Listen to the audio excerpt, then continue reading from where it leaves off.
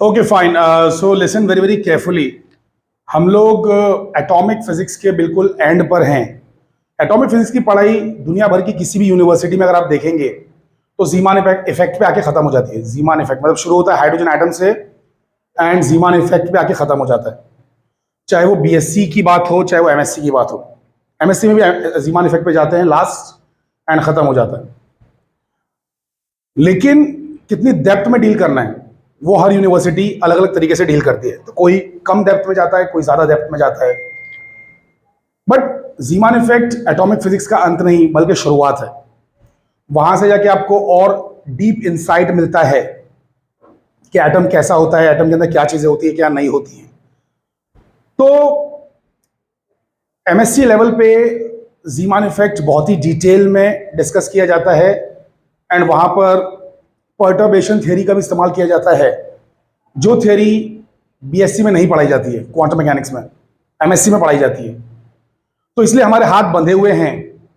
We are handicapped by the lack of the knowledge of the perturbation theory at the BSc level.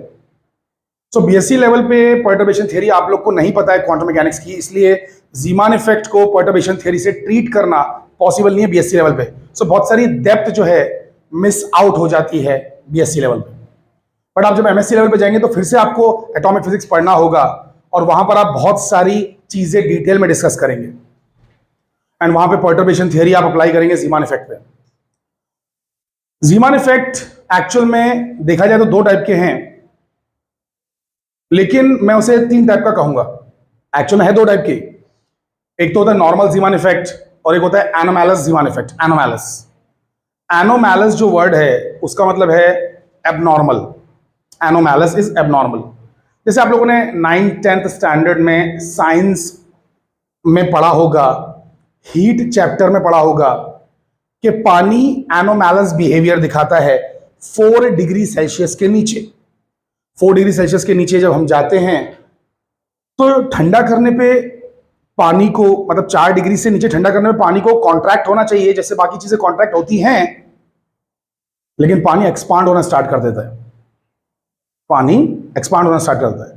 तो ये उसका एनोमैलस behaviour है, abnormal behaviour है, बाकी लोगों से मैच नहीं करता है। तो वैसे ही जो चीज नॉर्मल चीजों से कंफॉर्म नहीं करती है, the thing which is not in conformity with the normal things is called as anomalous. पानी वाले एनोमैलस बिहेवियर का यहां से कोई लेना देना नहीं है। मैं जस्ट बता रहा हूं कि एनोमैलस वर्ड का मतलब क्या है, कि कोई नॉर्मल बिहेवियर ना दिखा के आप कुछ डिफरेंट बिहेवियर दिखाएं तो फिर उसे हम कहते हैं एनोमैलस बिहेवियर। सो जीमान इफेक्ट दो टाइप के हैं, एक है नॉर्मल जीमान इफेक्ट और एक है एनोमैलस जीमान इफेक्ट।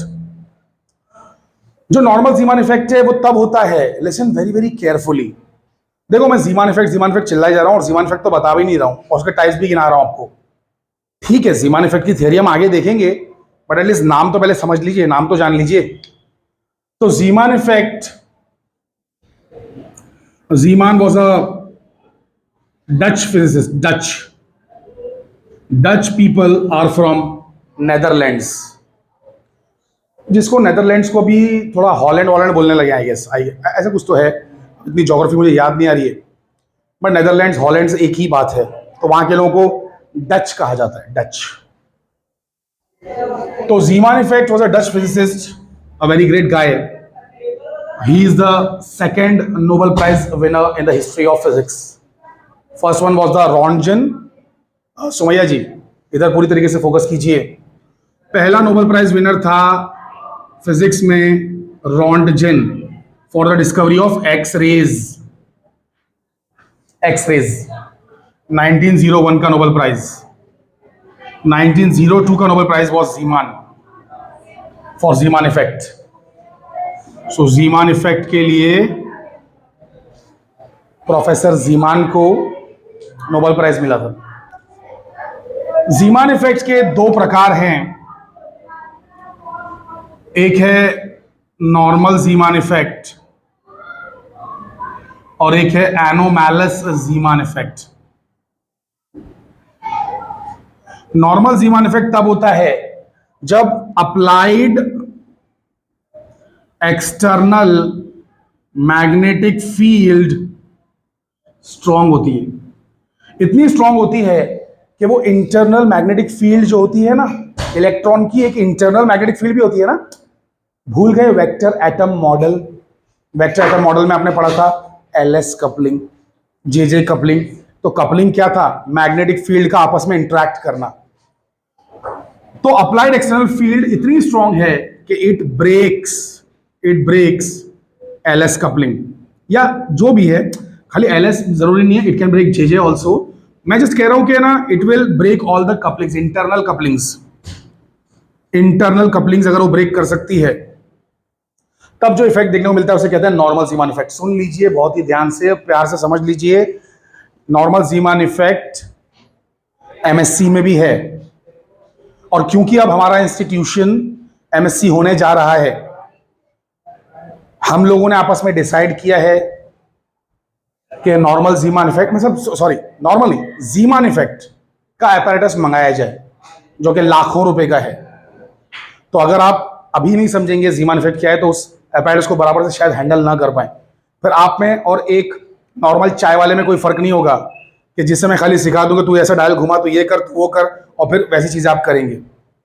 आप जब इफेक्ट का मीनिंग समझेंगे, उसके बाद जब इंस्ट्रूमेंट को हाथ लगाएंगे, तो you will know a priori what has to be done and what has not to be done.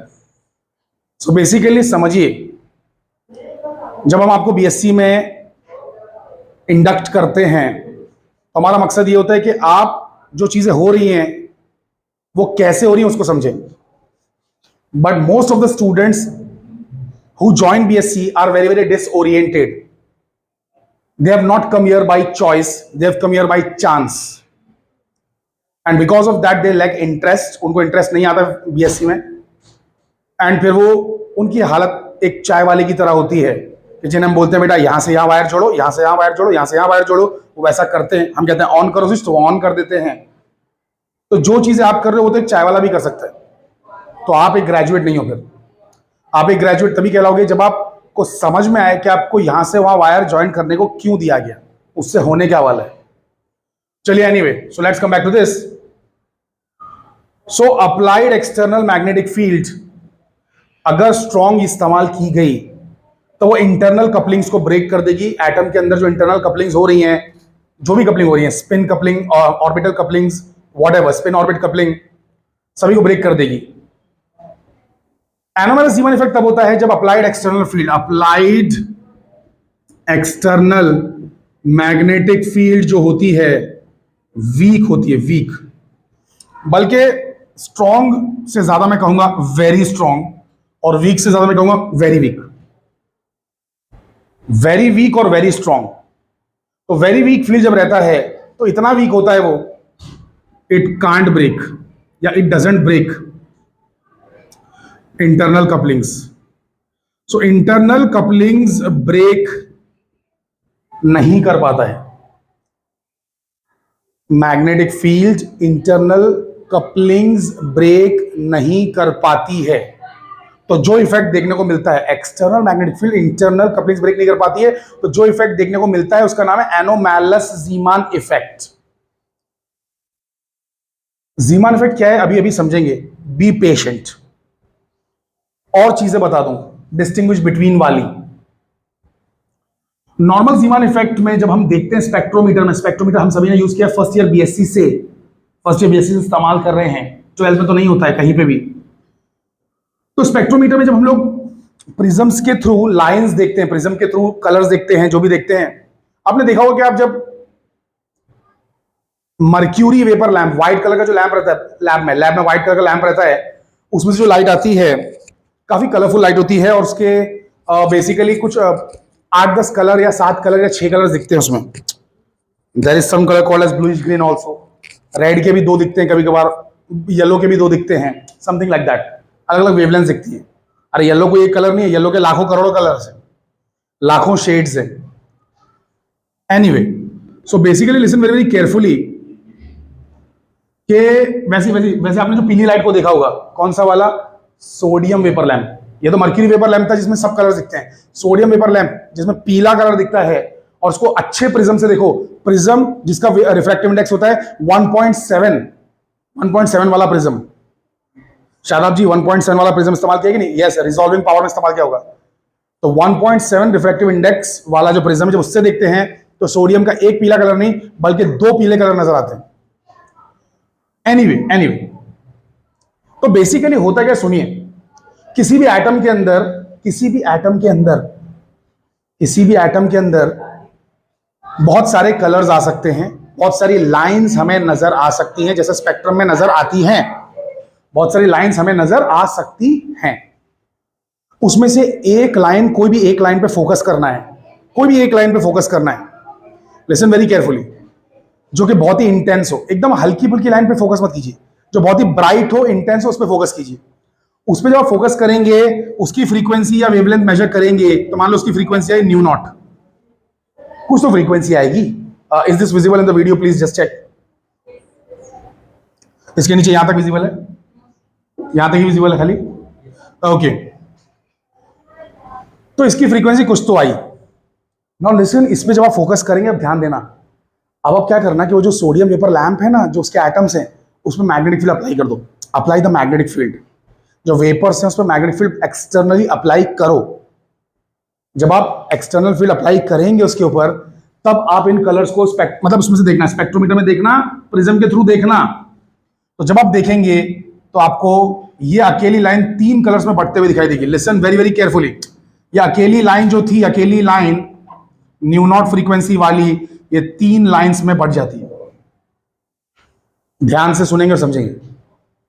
Spectrometer के अंदर बहुत सारे कलर्स, बहुत सारी लाइंस दिखाई देती हैं, लेकिन जब आप किसी एक लाइन पे फोकस करोगे, कोई भी एक कलर पे फोकस करोगे, कोई भी एक पर्टिकुलर लाइन जो कि बहुत ही ब्राइट है, बहुत ही इंटेंस है, उस पर फोकस करोगे, और उसी वक्त आप जो लैंप है, मर्क्यूरी वेपर लैंप हो, चाहे सोडियम वेपर लैंप हो, या जो भी लैंप हो, उस पे जब आप magnetic field, high magnetic field, strong magnetic field apply कर दोगे, जैसे मैं बहुत क्रूड वे में बातें कर रहा हूं, बट सुपरफिशियली ऐसा ही कुछ है।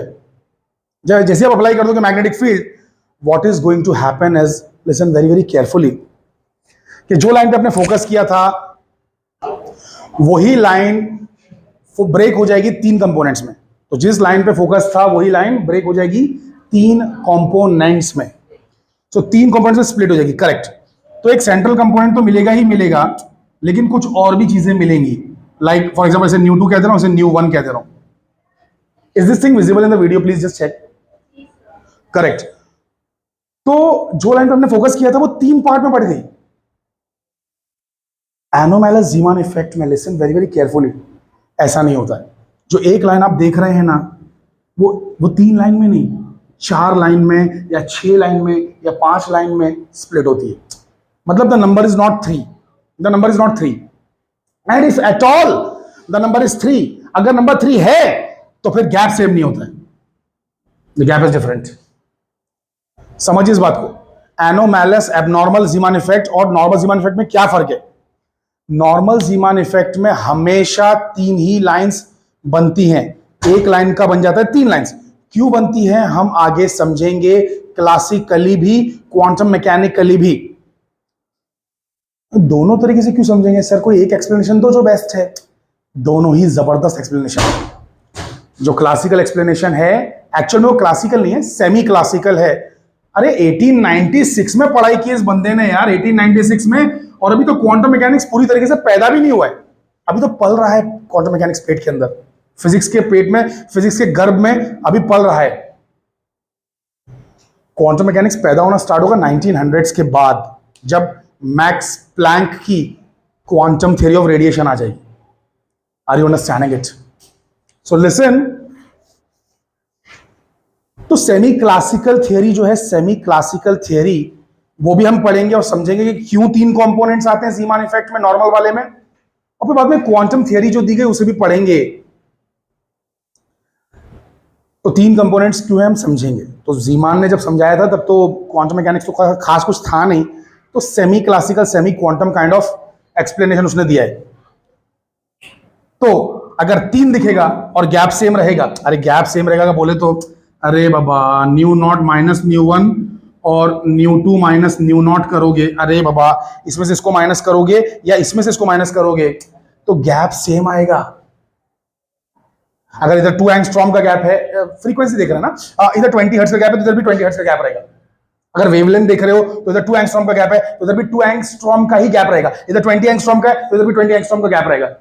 Are you understanding? तो नॉर्मल ज़ीमान इफेक्ट में हमेशा एक लाइन के 3 लाइन बनते हैं। समझ में आ रहा है? नॉर्मल ज़ीमान इफेक्ट में हमेशा एक लाइन की 3 लाइन बनेगी और 3 लाइन जो बनेगी उसमें गैप सेम रहेगा। एनोमैलस ज़ीमान इफेक्ट में क्या होगा? 3 नहीं बनेगी, कुछ अलग बनेगी, 4 5 6 3 5 जो भी, और 3 बन गई। अगर 3 बन गई तो गैप सेम नहीं रहेगा। Are you guys understanding the point? Very nice. So listen very very carefully.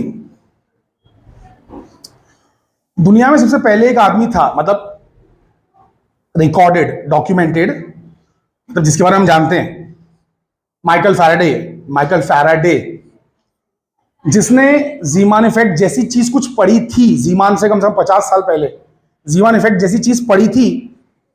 उसने मैग्नेटिक फील्ड अप्लाई किया था गैसेस को, बट उसे ऐसे कुछ भी स्प्लिटिंग नजर नहीं आई। क्यों? क्योंकि उसका स्पेक्ट्रोमीटर घटिया था, लो रेजोल्यूशन वाला था। लो रेजोल्यूशन, अरे जैसे कि सुनो, जब हम तुमको 1.5 वाला प्रिज्म देते हैं, 1.5 वाला प्रिज्म, उसमें है ना येलो की 2 लाइन सेपरेट नहीं होती है, उसमें येलो की 2 लाइन से एक ही लाइन दिखती है। तो हम क्या करते हैं, रिजॉल्विंग पावर ऑफ प्रिज्म वाले एक्सपेरिमेंट में तुम्हें 1.7 वाला प्रिज्म देते हैं, क्योंकि उसका रेजोल्यूशन बेटर है, तो वो 2 लाइंस को 2 अलग करके दिखाता है। रेजोल्यूशन का मतलब तो मालूम है ना? नहीं मालूम है तो मेरे वेव ऑप्टिक्स के 12th स्टैंडर्ड के लेक्चर्स देख लो। 12th में भी पढ़ाया गया है तुम्हें, 14th में भी पढ़ाया गया, SYBSC में भी रेजोल्यूशन पढ़ाया गया है, सेकेंड ईयर BSc में। अकल के पुतलो, सेकेंड ईयर BSc में पोलराइजेशन से लेके पूरा वेव ऑप्टिक में फ्रॉनहोफर डिफ्रैक्शन से लेके हर चीज, और रेजोल्यूशन, रेलिक्स क्राइटेरियन, हर चीज पढ़ाई गई है। बट यही होता है कि तुम लोग एग्जाम के हिसाब से पढ़ते हो। फाइन। सो हम कहां थे?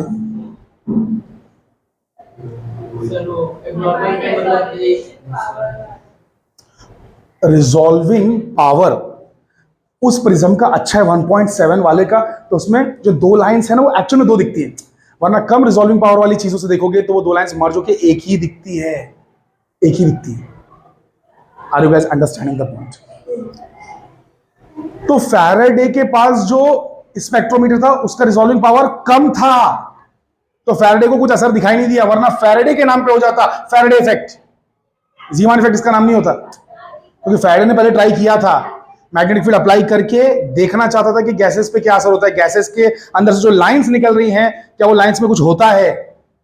तो पहले उसने इन्वेस्टिगेट किया, लेकिन उसे नजर नहीं आया, क्योंकि उसके पास घटिया स्पेक्ट्रोमीटर था। लेकिन ज़ीमान के जमाने तक आते आते स्पेक्ट्रोमीटर्स में सुधार आ गया, रिजॉल्विंग पावर बढ़ गया, तब वो एक लाइन 3 लाइन में बढ़ती हुई नजर आने लगी। Are you guys understanding it? और फिर ज़ीमान के नाम पे ज़ीमान इफेक्ट रख दिया गया। अब एक्सपेरिमेंटल सेटअप ऑफ द ज़ीमान के बारे में कुछ बातें कर लेते हैं, चंद बातें ज़ीमान इफेक्ट के सेटअप के बारे में कर लेते हैं। तो ज़ीमान ने क्या किया था सुनिए। ज़ीमान ने बहुत ही हाई मैग्नेटिक फील्ड का इस्तेमाल किया था, 3 टेस्ला के बराबर। 3 टेस्ला कोई मजाक वाली फील्ड नहीं है, it's too high, it is 30,000 gauss. Listen very carefully, 1 tesla is 3,000, sorry 10,000 gauss, 10⁴ gauss, correct, very good mister Shadab. So 1 tesla 10,000 gauss होता है, तो 3 टेस्ला इस्तेमाल किया मतलब 30,000 गाउस, इतना फील्ड उसने इस्तेमाल किया था। कैसे प्रोड्यूस किया था? इलेक्ट्रोमैग्नेट्स का इस्तेमाल करके। God damn it, it's too hot in here. तो बेसिकली हम लोग भी MSc में जब करेंगे ज़ीमान इफेक्ट, तो उसमें याद रखना हाई मैग्नेटिक फील्ड इस्तेमाल करने वाले, इलेक्ट्रोमैग्नेट से जनरेट करने वाले। सो 3 टेस्ला की उसने मैग्नेटिक फील्ड इस्तेमाल किया था इलेक्ट्रोमैग्नेट्स का इस्तेमाल करके। और ये फील्ड अप्लाई की गई थी किसके ऊपर? कौन कौन सी गैसेस पे उसने ट्राई किया? उसने कौन कौन सी गैसेस पे ट्राई किया? तो उसने क्या किया ना कि कैल्शियम का वेपर बनाया। कैल्शियम का वेपर, अरे कैल्शियम तो सॉलिड है यार, लेकिन इसको बहुत ज्यादा हीट करेंगे तो बनेगा ना, गैस भी बनेगा ना, वेपर। तो कैल्शियम हो गया, वैसे ही कॉपर पिघला के फिर बाद में उसको और वेपर बना के उस पे अप्लाई किया, हीलियम पे अप्लाई किया, मैग्नीशियम पे अप्लाई किया। लेकिन उसने यही सब चीजें क्यों चुना? उसने कैल्शियम लिया, कॉपर लिया, हीलियम लिया, मैग्नीशियम लिया, इन सब में कुछ तो एक कॉमन बात है जो शायद आप लोग मिस कर रहे हैं। आई होप कि आप लोगों ने केमिस्ट्री तो कम से कम ध्यान से पढ़ी थी लोअर क्लासेस में। लिसन वेरी केयरफुली, ये सबके लास्ट में है ना 2 इलेक्ट्रॉन्स, 2 इलेक्ट्रॉन्स हैं।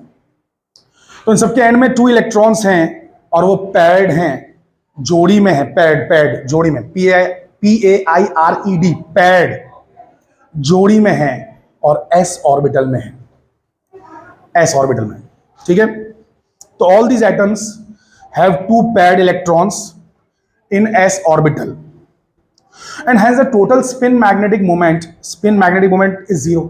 listen, जब जोड़ी में रहते हैं इलेक्ट्रॉन्स, बच्चा लोग ये देखो, इधर देखो, अगर तुम्हारे पास ऐसा कुछ है, चाहे 1s हो चाहे 2s हो, अरे बीच में 2p, बीच में मतलब इधर तो बीच में नहीं, आगे जाके बीच में 2p, अच्छा उधर शायद दिखाई नहीं दे रहा बराबर ना, out of the frame, right.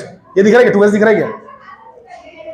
So 1s 2s, फिर क्या होता है, 2p होता है, फिर 3s होता है। मैं सबकी बात नहीं कर रहा हूं, खाली s वाले की बात कर रहा हूं। s वाले में अगर 2 लोग भर गए तो ऐसे भरते हैं ना। अबे s वाले में जब इलेक्ट्रॉन्स भरते तो ऐसे ही भरते हैं कि नहीं भरते हैं? एक इलेक्ट्रॉन अप और एक इलेक्ट्रॉन डाउन। तो तुम एक तो डाल रहे हो s ऑर्बिटल में electron according to electronic configuration, और वो भी 2 डाल रहे हो। एक तो s में डाल रहे हो, वो भी 2 डाल रहे हो, तो एक ऊपर रहेगा एक नीचे रहेगा, तो एक दूसरे का स्पिन को मार डालेंगे, खत्म कर डालेंगे। एक का स्पिन अप एक का स्पिन डाउन है, खत्म हो गया ना, मैग्नेटिक इफेक्ट गायब। एक का मैग्नेटिक मोमेंट मान लो अप है, एक का मैग्नेटिक मोमेंट डाउन है, खत्म हो गया ना। एक दूसरे के मैग्नेटिक इफेक्ट को कैंसिल कर देते हैं। तो अब जो मैग्नेटिक मोमेंट बचेगा सिर्फ और सिर्फ ऑर्बिटल मैग्नेटिक मोमेंट बचेगा, स्पिन वाला गायब। अबे इलेक्ट्रॉन 2 चीजें करता है कि नहीं करता है? इलेक्ट्रॉन क्या क्या करता है एटम के अंदर, क्या क्या करता है इलेक्ट्रॉन? अरे गोल गोल घूमता है ऑर्बिट में, और स्पिन भी होता है ना, करेक्ट मिस्टर हुसैन, है कि नहीं? इलेक्ट्रॉन एक तो स्पिन भी होता है और ऐसा रिवॉल्व भी होता है। अरे तो स्पिन वाला एक स्पिन अप है और एक स्पिन डाउन है, इसको मान लो अप है, इसको मान लो डाउन है, अप एंड डाउन कैंसिल हो गया, स्पिन मैग्नेटिक मोमेंट कैंसिल, सिर्फ बचा है ऑर्बिटल मैग्नेटिक मोमेंट, वो एड अप हो जाता है, तो सिर्फ अरे ऐसे बंदे जिनके अंदर या तो 1s हो या 2s हो या 3s हो या 5s हो, जो भी हो, s ऑर्बिटल में 2 अगर इलेक्ट्रॉन रहे तो स्पिन मैग्नेटिक मोमेंट गायब, बचेगा सिर्फ ऑर्बिटल मैग्नेटिक मोमेंट। तो ऐसे एटम्स को चुना जीमान ने। ऐसा क्यों चुना, ये धीरे धीरे हमें क्लियर होने लगेगा कुछ टाइम में या कुछ लेक्चर्स में, समझ रहे? गुड। तो हम एक्सपेरिमेंट सेटअप की बात कर रहे थे। 3 टेस्ला की फील्ड ली गई, मेटल्स को, एटम्स को वेपराइज किया गया। कौन से वाले चुने गए? Calcium, copper, helium, magnesium, like that, जिनका स्पिन मैग्नेटिक मोमेंट 0 है। गुड। तो मैग्नेटिक मोमेंट जो एटम के अंदर जो रह गया है वो सिर्फ और सिर्फ orbital motion of the electron की वजह से, स्पिन की वजह से है ही नहीं। इलेक्ट्रॉन के ऐसे घूमने की वजह से है, स्पिन की वजह से नहीं। The spectral lines which are emitted were observed perpendicular to the field and parallel to the field। अब ये बातें एक्सप्लेन करने से पहले मैं जो कहना चाह रहा था, जो मैंने शुरू में डायलॉग कहा था, आपने मुझसे तो पूछा नहीं कि सर आपने ये कहा था कि 2 तरीके के जीमान इफेक्ट है, लेकिन मैं 3 तरीके का कहूंगा। हाँ, तो तीसरे का नाम बता देता हूं। एक्चुअल में वो जो बीच वाला है ना, वो कैसा है? इंटरमीडिएट फील्ड वाला है। Intermediate field, intermediate. सुनो, यहां पे क्या लिया तुमने? वेरी स्ट्रॉन्ग फील्ड लिया है, मैग्नेटिक फील्ड बहुत ही स्ट्रॉन्ग लिया है, खतरनाक। और यहां पर वेरी वीक फील्ड लिया है। लेकिन बीच में ऐसा भी तो होगा ना कि मॉडरेट फील्ड होगी। तो मॉडरेट फील्ड में जीमान इफेक्ट और अजीब दिखता है। तो अच्छा, और ये भी है कि बाद में 2 साइंटिस्ट आए थे। अच्छा, वो पार्ट है ना अभी बीएससी में अनफॉर्चुनेटली मुंबई यूनिवर्सिटी ने ओमिट कर दिया है, इंटरमीडिएट फील्ड वाला। वरना उसमें 2 बंदे थे जिनका नाम था Paschen and Back. Paschen Back, अरे पैस्चन यार, अपना वाला Paschen, come on, Lyman Balmer Paschen Brackett Pfund series, spectral series. तो पैस्चन बेक 2 साइंटिस्ट थे। इन्होंने एक इफेक्ट देखा कि फील्ड जब बहुत ही कमजोर रहती है तो एनोमैलस दिखता है, फील्ड जब बहुत ही स्ट्रांग रहती है तो नॉर्मल जीमान दिखता है। लेकिन फील्ड को धीरे धीरे धीरे धीरे बढ़ाते जाओ बढ़ाते जाओ बढ़ाते जाओ, वीक फील्ड को एक स्टेज पे आके एकदम अजीब कुछ दिखता है जो ना इससे मैच करता है ना इससे मैच करता है, और फील्ड को और बढ़ा दिया तो एनामेलिसिस ज़ीमान नॉर्मल वाला बन जाता है। यही टर्निंग को, यही चेंज को, ये पूरे प्रोसेस को पैशन बैक इफेक्ट कहते हैं, Paschen back effect. Are you understanding it? तो दो तरीके के ज़ीमान इफेक्ट हैं, कौन सा है? नॉर्मल और anomalous. Very strong field, very weak field, लेकिन बीच की फील्ड्स भी तो होंगी ना यार। अभी तुम ऐसा थोड़ी ना एक बार देते सीधा तीन टेस्ला, एक बार देते 0.1 टेस्ला और बीच में कुछ दोगे नहीं। अरे बीच का भी तो ट्राई करोगे ना यार, आधा टेस्ला पौना टेस्ला ट्राई करोगे कि नहीं करोगे?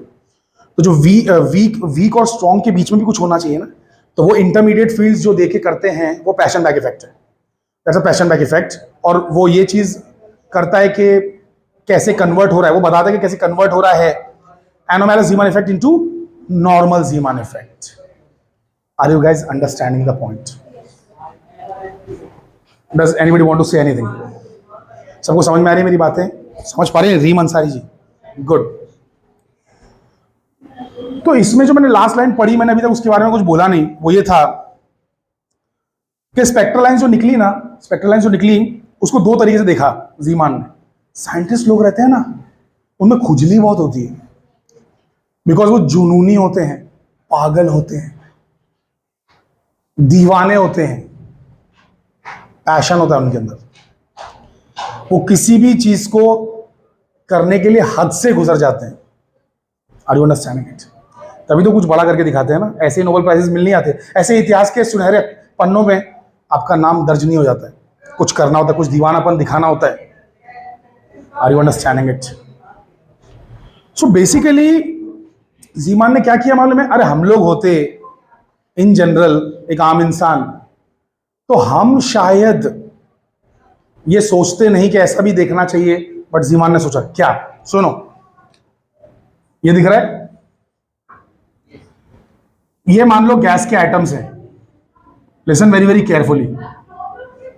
यहां पे लगाया गया इलेक्ट्रोमैग्नेट्स और मान लो ये बन गया नॉर्थ, ये बन गया साउथ। तो नॉर्थ से साउथ फील्ड जाएगी कि नहीं जाएगी? मैग्नेटिक फील्ड भी नॉर्थ से साउथ जाएगी कि नहीं जाएगी? तो इन जनरल मैग्नेट अप्लाई कर दिया, मैग्नेटिक फील्ड अप्लाई कर दिया और गैस के आइटम्स हैं, तो इसको हम लोग जब देखेंगे तो सामने से देखेंगे ना। अरे हम देखेंगे ना भाई सामने से क्या हो रहा है भाई इस आइटम के साथ, कैसी लाइट निकल रही है। लेकिन नहीं, उसने सामने से भी देखा और बाजू से भी देखा। अब आप बोलोगे सर यहां से कैसे दिखेगा? यहां से दिखेगा नहीं ना। अबे तो मैग्नेट आ गया ना बीच में। अबे अकल के पुतलो, ध्यान दो, ये रहे दो मैग्नेट्स, इनके सामने से तो कुछ तो दिख सकता है, यहां से कैसे दिखेगा? यहां से कुछ नहीं दिखेगा ना। हाँ, तो उसने ये भी ट्रिक अप्लाई किया। अच्छा, यहां से देखना ही क्यों है? हम तो सोचते भी नहीं, हम तो सामने से देखते। लेकिन उसने देखा और कुछ उसे अजीब दिखाई दिया। उसने क्या किया मालूम है? होल ड्रिल कर दिया, इसमें होल बना दिया, और इस होल में से वहां पे वो सब लगा के, स्पेक्ट्रोमीटर और टेलीस्कोप लगा के वहां से देखा। तो इसने ना सिर्फ सामने से देखा, इसने बाजू में से भी देखा है, मतलब पैरेलल टू द फील्ड भी देखा है और परपेंडिकुलर टू द फील्ड भी देखा है। Are you understanding it? इसको कहते हैं पैरेलल व्यूइंग, पैरेलल व्यूइंग। इसको कहते हैं परपेंडिकुलर या फिर transverse viewing, transverse viewing. Are you understanding it? सामने से देखना, परपेंडिकुलर देखना, ट्रांसवर्स देखना, बाजू में से देखना, पैरेलल देखना, पैरेलल व्यूइंग, परपेंडिकुलर व्यूइंग या transverse viewing, transverse viewing, parallel viewing. और दोनों में कुछ अलग अलग दिखाई देता है, दोनों में कुछ अलग अलग दिखाई देता है। समझ पा रहे हैं बेटा आप लोग? सभी लोग, सारे लोग? मिस्टर शफीक, समझ पा रहे हैं आप? मैग्नेटिक फील्ड अप्लाई किया गैस को और न सिर्फ सामने देखा, मतलब मैग्नेटिक फील्ड के सिर्फ परपेंडिकुलर नहीं देखा, मैग्नेटिक फील्ड के पैरेलल भी देखा। तो सेटअप ये है, बेसिक सेटअप ज़ीमान इफेक्ट का। इससे उसको क्या नजर आया, क्या नहीं नजर आया, वो तो हम लोग अगले एपिसोड में देखेंगे ना। अरे पहले एपिसोड में सारी चीजें थोड़ी बता देंगे, फिर मजा कैसे आएगा? आप लोग टिके कैसे रहेंगे हमारे आगे तक हमारे साथ? सो बेसिकली होल ड्रिल कर दिया गया था परपेंडिकुलर और पैरेलल व्यूइंग के लिए, और सिर्फ एक लाइन पे फोकस किया गया था। अरे गैस है यार, हजारों एटम्स है, करोड़ों एटम्स हैं, बहुत सारी तरीके की लाइंस निकलेंगी। एक लाइन जो सबसे शार्प थी, सबसे ब्राइट थी, सबसे इंटेंस थी, उस पर फोकस किया गया कि भाई उसको देखो, खाली उसके साथ क्या हो रहा है वो देखो, मैग्नेटिक फील्ड अप्लाई करो, मैग्नेटिक फील्ड अप्लाई करो और उसके साथ देखो क्या हो रहा है। तो 3 लाइंस दिखना चाहिए तो नॉर्मल जीमान इफेक्ट हो जाएगा। अगर ज्यादा दिख गई एनोमैलस है, बट उसने फील्ड बहुत स्ट्रॉन्ग अप्लाई किया है तो नॉर्मल ही दिखने वाला है। और जीमान ने पहले तो नॉर्मल जीमान इफेक्ट ही ढूंढा है, तो उस नॉर्मल जीमान इफेक्ट को ही हमको समझना है। Are you guys understanding what I am trying to say? अरे भैया समझे कि नहीं समझे मेरी बातों को? Very nice. तो पैरेलल व्यूइंग क्या है, परपेंडिकुलर व्यूइंग क्या है, उसके लिए हमारे पास अभी शायद बहुत ज्यादा समय नहीं बचा है, तो इसलिए मैं सिर्फ और सिर्फ डायग्राम यहां पर अपने व्यूअर्स को दिखाना चाहूंगा। Is a diagram clear?